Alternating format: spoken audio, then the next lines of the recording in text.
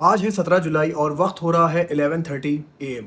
दोस्तों, आज की सबसे बड़ी खबर ये है कि अमेरिका ने कल रात 9 बजे एक नई स्ट्राइक किया है ईरान के ऊपर, जिसमें बताया जा रहा है कि ईरान के 5 ब्रिजेस पूरी तरह से तबाह हो गए हैं। और ये जो पांचों ब्रिज को तबाह किया है अमेरिका ने, ये ईरान के हार्मुज़गन प्रोविंस में थे। बताया जा रहा है इस हमले में 7 लोगों के मारे जाने की खबर है और कई लोगों के घायल होने की खबर है। दोस्तों, इसी के साथ मैं बता दूं, ईरान के बुशर न्यूक्लियर प्लांट जहां पर है, वहां पर भी कई अटैक्स हुए हैं। बताया ये जा रहा है कि बुशर में जो आईआरजीसी का हेडक्वार्टर है, वहां पर भी अमेरिका ने अटैक किया है। दोस्तों, इसी के साथ मैं आपको बता दूं, ईरान शहर के एयरपोर्ट पर भी हमला हुआ है। ये जो मैं आपको फोटो दिखा रहा हूं जिसमें आग लगी हुई आप देख रहे हैं, ये ईरान शहर के एयरपोर्ट पर हमला किया है अमेरिका ने। इसी के साथ मैं आपको बता दूं, ईरान ने भी अपने हमलों का दायरा बढ़ा दिया है। पहली बार ईरान ने सीरिया के अमेरिका के बेस पर हमला किया है। सीरिया के अल तनफ रीजन में यह हमला किया है ईरान ने। दोस्तों, बताया ये जा रहा है कि ईरान अब लगातार हमले कर रहा है बहरीन पर, कुवैत पर, कतर पर और अमेरिका के जितने बेसेस हैं मिडिल ईस्ट पर, उस पर हमला हो रहा है। दोस्तों, कल रिपोर्ट निकल कर सामने आई थी कि जैसे ही ईरान के ब्रिजेस पर हमला होता है, इसके बाद ईरान भी बहरीन के किंग फहद क्रॉसवे ब्रिज पर हमला करता है। लेकिन दोस्तों, इसमें ज़्यादा कुछ नुकसान नहीं हुआ है और अभी फ़िलहाल इस पर ट्रैफिक चल रहा है। दोस्तों, ये बहुत इंपॉर्टेंट ब्रिज है बहरीन के लिए। ये ब्रिज बहरीन को जोड़ता है सऊदी अरब से। लगभग 25 किलोमीटर लंबा ये ब्रिज है।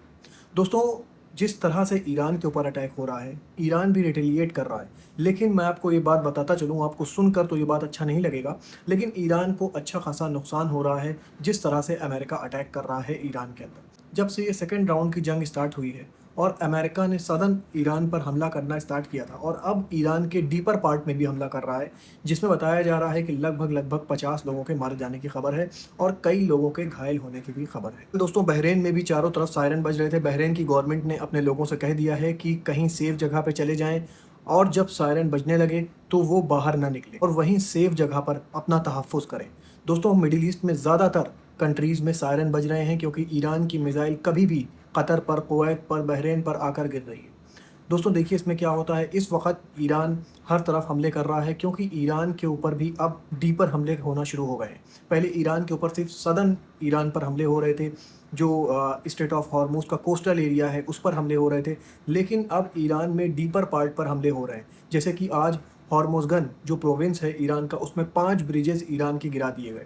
ईरान की रेलवे लाइन को निशाना बनाया जा रहा है, जो मेन कमर्शियल लाइन है ईरान की, जिससे बताया जा रहा था कि अमेरिका ने ब्लॉकेड लगा रखा है सी पर, लेकिन ईरान अपना जो सामान था वो इस कमर्शियल लाइन के थ्रू दूसरी कंट्रीज़ में भेज रहा था, जिससे उसे फ़ायदा हो रहा था।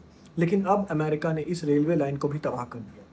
देखिए दोस्तों, इसमें क्या होता है, क्योंकि अब वॉर अपने ख़तरनाक मोड पर आती जा रही है। अमेरिका ज़्यादा से ज़्यादा हमले कर रहा है और इस वॉर को जल्द से जल्द ख़त्म कर देना चाह रहा है। लेकिन दोस्तों, दूसरी तरफ ईरान भी ये दिखा रहा है कि ये जंग जल्द बंद होने वाली नहीं है। दोस्तों, किसी भी तरह डोनाल्ड ट्रंप अब यहाँ से अपना पीछा छुड़ाना चाह रहे हैं, इसलिए वो तेज़ हमले करके ये जंग को जल्द से जल्द बंद कर देना चाह रहे हैं। अब इस पिक्चर का मैं दूसरा रुख आपको बता दूं, डोनाल्ड ट्रंप जैसे कह रहे थे कि ईरान के पास मिसाइल्स ख़त्म हो गए हैं, ड्रोन ख़त्म हो गए हैं, लेकिन जिस हिसाब से ईरान दिन भर में लगभग सैकड़ों मिसाइल दाग रहा है मिडिल ईस्ट पर, यह कहना मुश्किल है कि ईरान के ज़ख़ीरे में अभी कितने वेपन्स और कितने मिसाइल्स और ड्रोन मौजूद हैं। दोस्तों, दूसरी तरफ ईरान का भी कहना है कि डेली हम सैकड़ों ड्रोन्स बना रहे हैं, सैकड़ों मिसाइल्स बना रहे हैं, जिससे हमारे कारखाने में कोई भी कमी नहीं आएगी। दूसरी तरफ अमेरिका का कहना है कि हमने ईरान के कारखानों पर जो मिसाइल बनाते हैं उस पर हमला किया है, ड्रोन स्टोरेज फैसिलिटीज़ पर हमला किया है, जिससे ईरान की कैपेसिटी काफ़ी ज़्यादा कम हो गई है। देखिए दोस्तों, इसमें आगे क्या होता है, मैं इसकी अपडेट रिपोर्ट लेकर आपके पास आता रहूँगा। अब दोस्तों, मैं दुनिया भर की आपको वेदर रिपोर्ट बता दूं।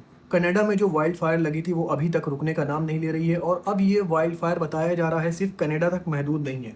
दोस्तों, ये वाइल्ड फायर 20 अलग कंट्रीज़ तक पहुंच चुकी है। ये वाइल्ड फायर यूएस तक पहुंच चुकी है और बताया ये जा रहा है न्यूयॉर्क, शिकागो, डेट्रॉइट जैसे शहरों में भी ये आग पहुंच रही है। दोस्तों, इसके असरात वहाँ भी देखे जा रहे हैं और एक वीडियो भी आया है जिसमें दिखाया जा रहा है कि कनाडा के जो ओंटारियो है, पूरा आसमान ऑरेंज दिखाई दे रहा है। जिस तरह की आग लगने की सिचुएशन में होता है, उस तरह का पूरा आसमान ऑरेंज दिखाई दे रहा है। कनाडा की गवर्नमेंट ने अपने लोगों से कहा है कि यहाँ की एयर क्वालिटी बहुत ज़्यादा ख़राब हो गई है, इसलिए ज़्यादा से ज़्यादा आप घर में रहिए और एयर फिल्टर का यूज़ करिए।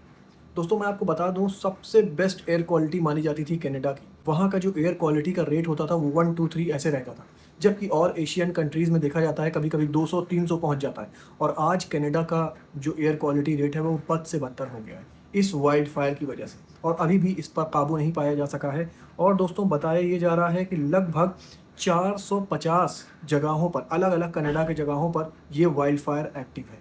दोस्तों 100 से ज़्यादा जगहों पर ये जो वाइल्ड फायर है ये कंट्रोल से बाहर हो चुकी है। फिलीपींस से एक अनोखा वीडियो सामने आ रहा है जिसमें दिखाया जा रहा है कि आसमान से ज़मीन तक एक वाटर स्पाउट देखा जा रहा है। ये जो आप वीडियो देख रहे हैं ये फिलीपींस से आ रहा है। दोस्तों दुनिया के अलग-अलग इलाकों से अलग-अलग वेदर रिपोर्ट आ रही है। अमेरिका का टेक्सास जो इलाका है वहाँ पर भी ज़बरदस्त बाढ़ आ गई है जिसमें 2 लोगों की जान चली गई है और 150 से ज़्यादा लोग घायल हैं। दोस्तों अभी जो ये बाढ़ का ख़तरा है ये अलग-अलग जगहों पर और गहराता जा रहा है। दोस्तों वियतनाम में भी बाढ़ आई हुई है जिससे काफ़ी ज़्यादा लोग अफेक्ट हुए हैं। हर तरफ इस वक्त वेदर कंडीशन बहुत बिगड़ी हुई है। दोस्तों ऐसे ही खबरें लेकर मैं आपके पास आता रहूँगा। अपना बहुत ख्याल रखिए और मुझे भी अपनी दुआओं में याद रखिए।